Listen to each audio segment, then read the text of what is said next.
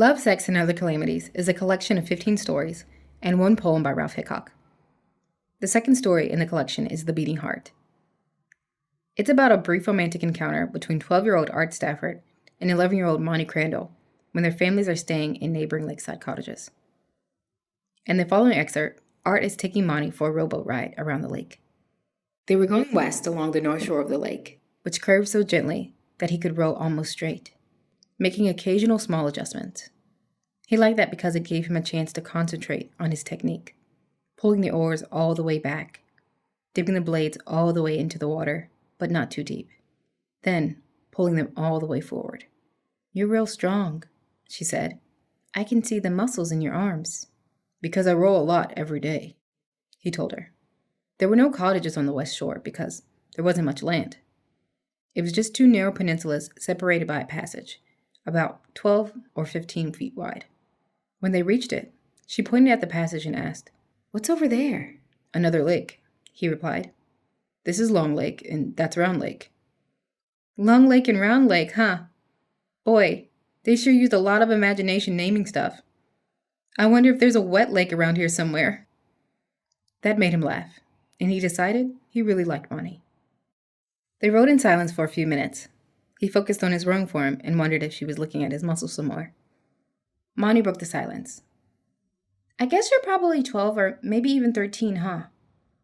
12, but I'll be 13 in November." "That's perfect." "Perfect?" "Yeah, because the boy should be older, but a year older maybe isn't quite old enough, but maybe 2 years is too much because it means 2 grades apart. So this is about a year and a half apart because I turned 11 in April. So that's perfect." Art was too bewildered to say anything, but Monty quickly filled the silence. "So you'll be in 7th grade, huh?" "Yeah." "And I'll be in 6th grade. That's when a girl should start having a boyfriend." They were approaching the east shore now, and he was only half listening as he turned the boat once again to head north. "So if you lived in Crandall," she was saying, "our school goes to 8th grade. So we would be in the same school. So you could be my boyfriend, and then next year you'd be in 8th, and I'd be in 7th, and still in the same school. And then the year after that, you'd be in high school, and I'd be in 8th grade, but I could go to high school dances and stuff with you. I would like having you for my boyfriend, because I like you a lot, because you're real cute, and you're smart, and you're nice to me." He kept rowing in silence until they were almost at the north shore. She was leaning forward, elbows on knees, chin in her hands, looking at him intently. She waited until he made the turn to get them headed on the westward course back to their cottages, and then she asked, "What do you think?" "About what?" "About what I've been talking about, silly. About if you lived in Crandall and went to my school so you could be my boyfriend. Would you like that?" "Yeah, I guess, but it's just make-believe."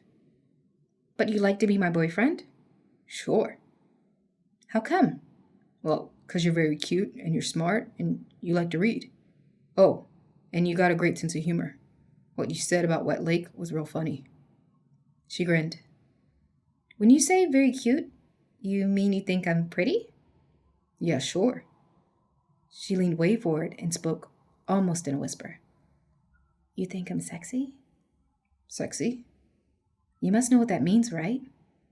"Yeah, sure, but..." "I know. I'm still kind of skinny." Her nose wrinkled. To read this whole story and 14 others, buy Ralph Hickok's Love, Sex, and Other Calamities at Amazon.